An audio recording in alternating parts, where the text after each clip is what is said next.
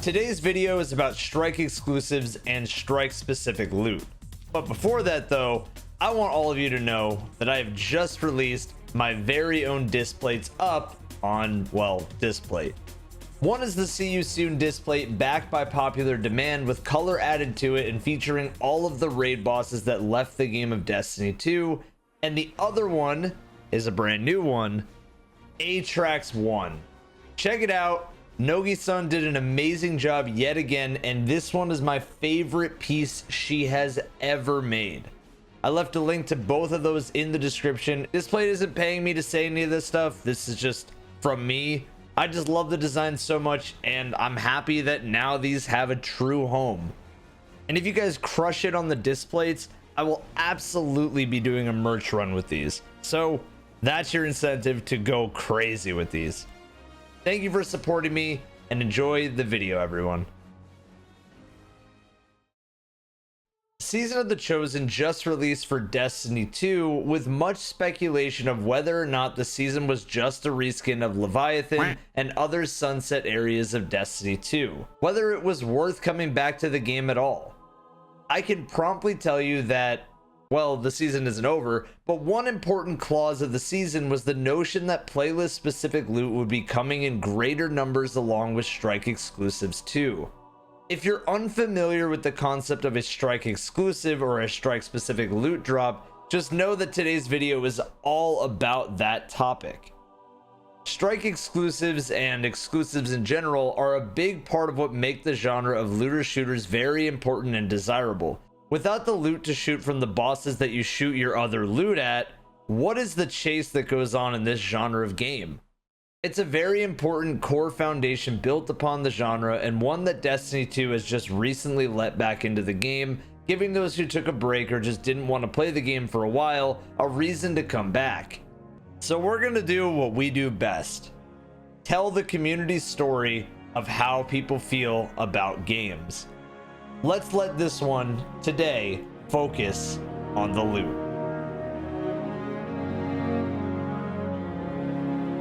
Remember that only a small amount of you guys who watch these videos are subscribed, so hit the subscribe button because it's free, and if you don't, Editor Danny will eat your shoes.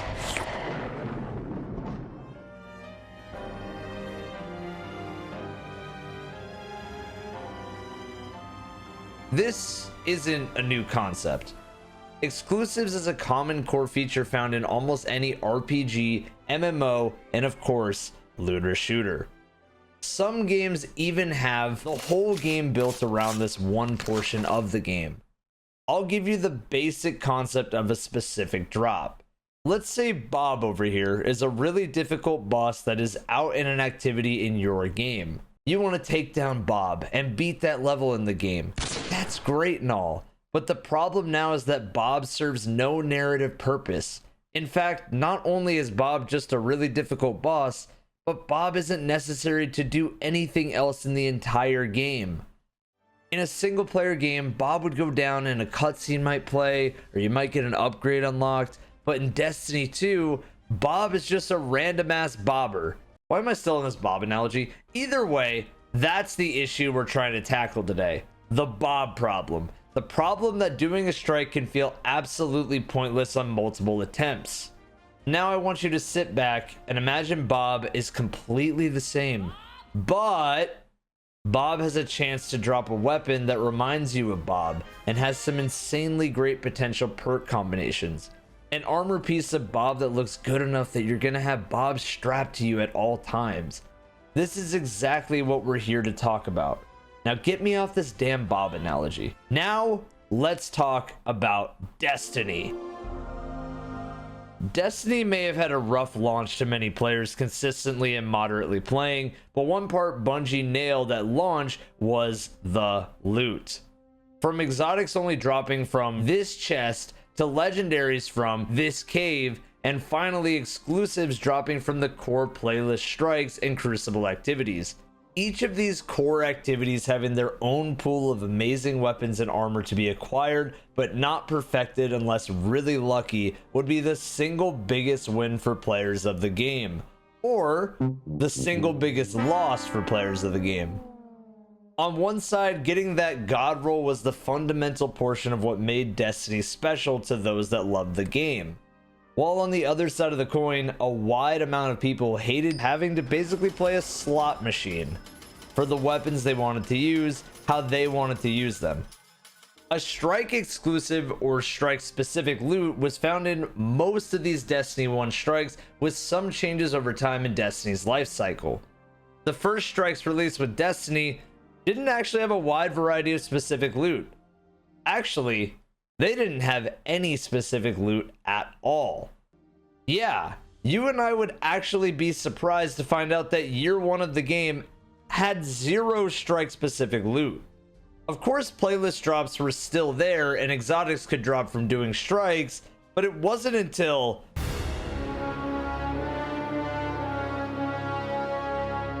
that Destiny received strike specific loot to strengthen the game. See, you would think that this would only include the new strikes to the game like the Sunless Cell, Shield Brothers, Echo Chamber if you were PlayStation, and Fallen Saber. But no, exclusives were put into all previous strikes except Sepix Prime.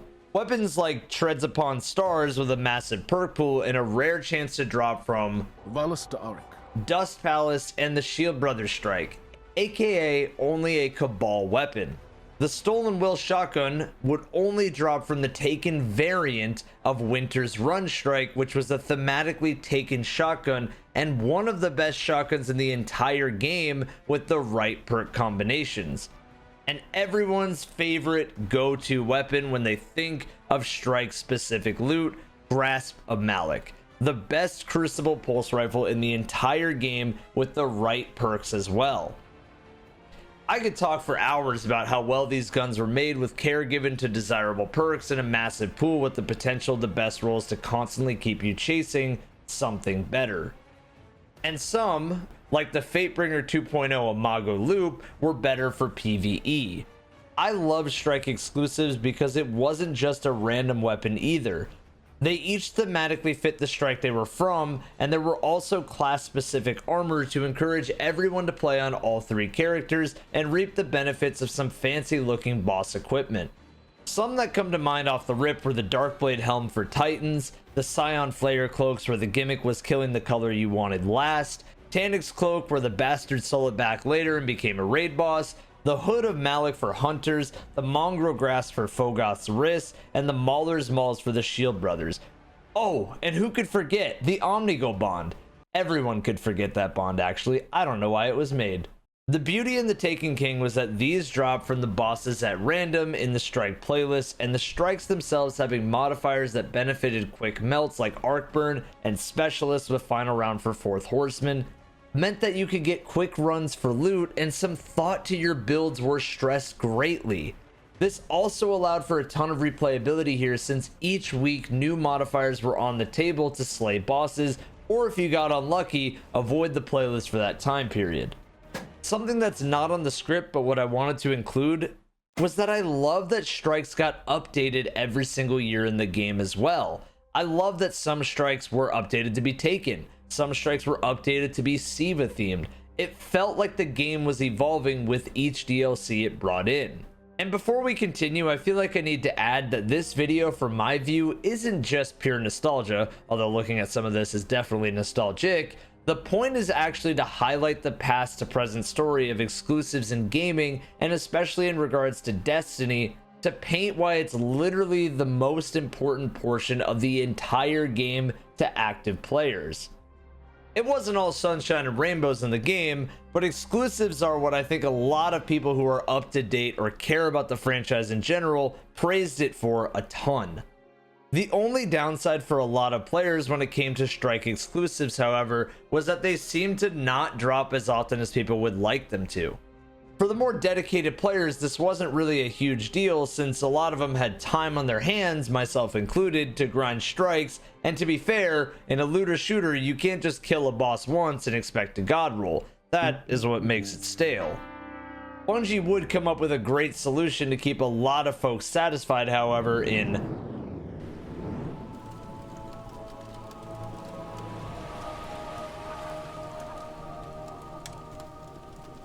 wasn't that transition badass? Editor Danny is crazy. And remember, if you don't subscribe, he'll eat your shoes. Bungie introduced skeleton keys. Skeleton keys were a great concept to add to strikes since A, they dropped from the strike playlist and one was guaranteed on a Nightfall completion. B, they guaranteed an exclusive from the strike of choice in the final chest. And C, well, there really isn't a C, but it always sounds better when things are said in threes in a sentence. Bob, do something. Skeleton keys would benefit the type of player that wanted a drop guaranteed, and I know a lot of people would love to see this system return if strikes ever fully had specific loot again, but I would actually argue that keys, while great, did do some damage at the same time. Not the keys themselves, but I think having a formulaic route to get loot from the chest with a chance for a key to drop then open a chest is less engaging than slaying a boss and seeing an engram fall from their dead body, or a post-reward screen dropping the weapon. Of course, you can predict the loot and open a chest with that weapon or armor rolled guaranteed, but I really like the novelty of not always getting something guaranteed at the end. Maybe my mind is geared towards more RNG than others, but if a boss were to give me something on a predicted run, I think I would be less excited playing the activity up until that point. Show off the loot to your friends and have that one person at the bottom of your team get the god roll. That's the destiny that I love. The easiest solution for skeleton keys at that time would be to allow bosses to still drop loot while you could still get a key to open a chest afterwards. If it was this way and maybe I just got unlucky all these years, then I apologize, but yeah, I kind of like the unpredictability of strikes beforehand. I think it's safe to say that everyone who has played Destiny and just any type of game in this genre loves the novelty of kill boss to wear/shoot boss.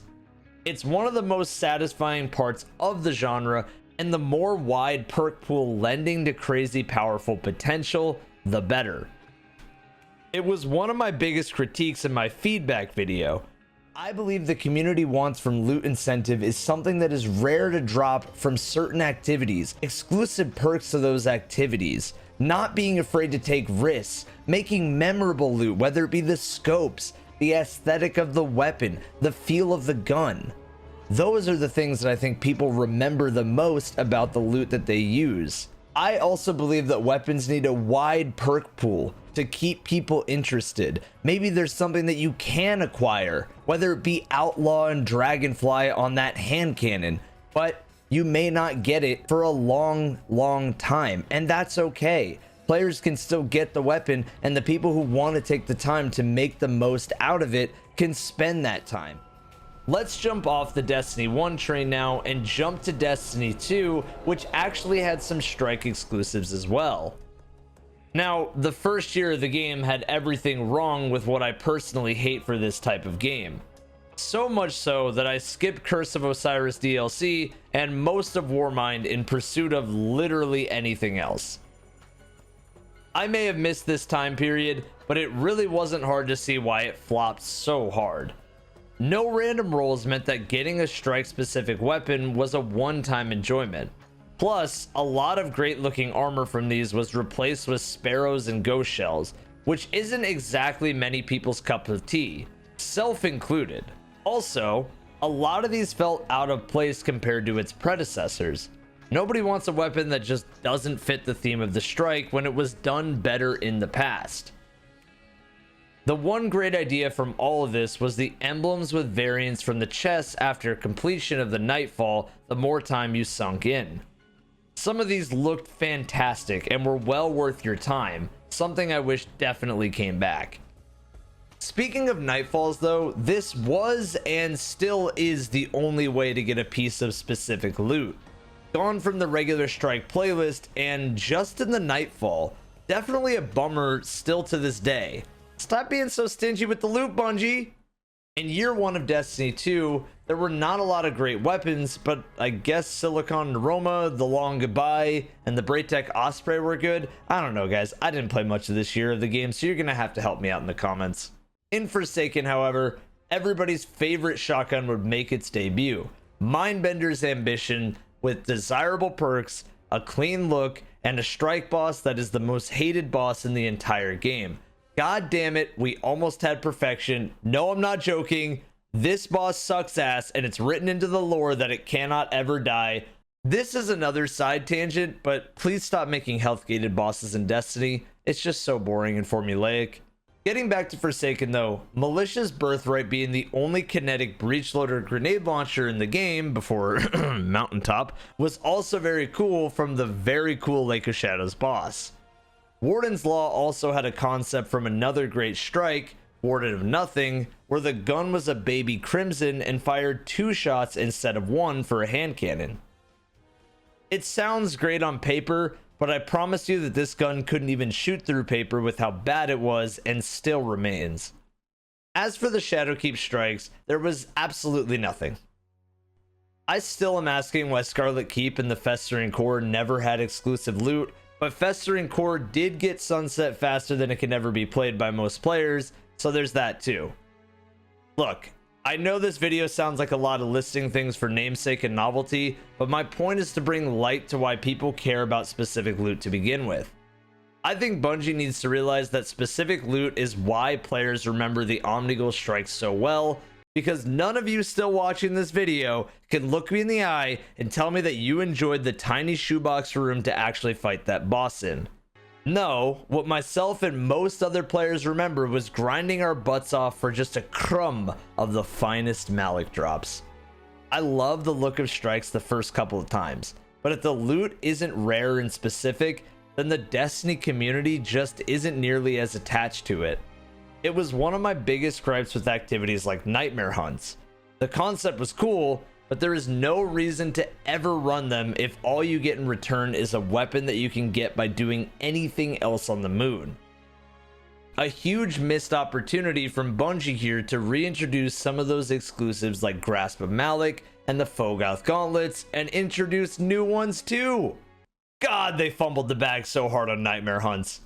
And that can basically sum up how the community feels about activities from the game.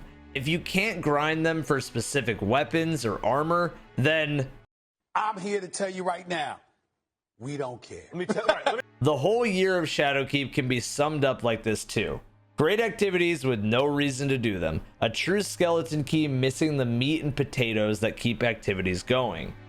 Strikes were in a bad enough situation that the community started asking for Bungie to get rid of strikes in favor of more dungeons if there wasn't going to be any specific loot again.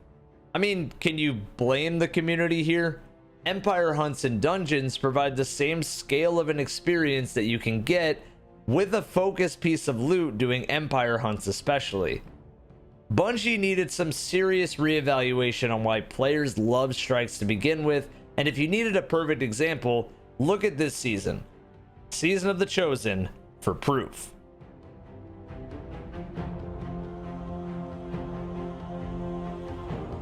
Now we're officially caught up. Season of the Chosen may not be the best in terms of brand spanking new content, but it provides enough and it refreshes the loot pool so much, adding an exclusive weapon each week for completing Nightfalls with a scaling drop chance for completing a harder version. Now they're not tied to strikes like I would want, and you can only get them from the Nightfalls each week, but if they keep making these, I'm in. Wide perk pools on all of the D1 remastered weapons, and it breathes so much life into just strikes for allowing all types of players to grind for just the right role. Not only that, but Season of the Chosen does offer playlist specific weapons with god rolls potentially for those who get lucky. A rare drop chance, and a massive perk pool. Some of you won't agree with my takes here, but I personally love this since, well, we have the whole time the playlists are here from now on. A rare chance for something to drop with the potential at the perfect roll is exactly why players are returning to the Season of the Chosen. It's the part of strikes that Destiny players love. Not all about the beautiful skyboxes or cool looking bosses, but the loot we can shoot since it's just in the cards for this genre of game. A tried and true formula that keeps every single player excited. It's why I personally find Season of the Chosen to be more interesting than even the Beyond Light launch to me. Everything seems to be falling in place this season in terms of loot. Keep doing this and you'll have plenty more videos from me talking about how much I love the loot, how much the community as a whole loves strikes and playlist activities too. But just be sure to make some new weapons next time and not just the old ones returning.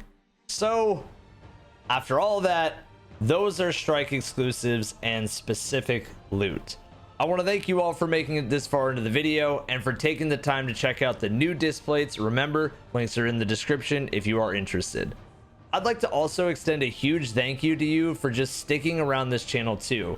I don't say it enough, but seriously, thank you. If you guys did enjoy this video though, a like would be greatly appreciated, as well as a subscription. Remember, I have a second YouTube channel for daily stream content and it just hit over 3,000 subscribers. So onward to more cool memories, and I will see you guys on the next video. Peace out, everyone.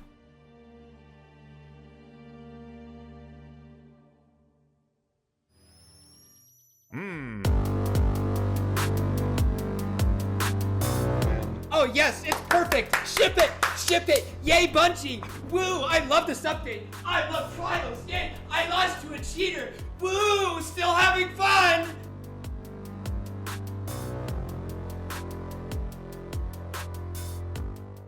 Yeah. 3, 2, 1, go. Let's go. Bro, look at all those flags. Yo, which one do I take though? There's so many options, dog. 2, 1, go.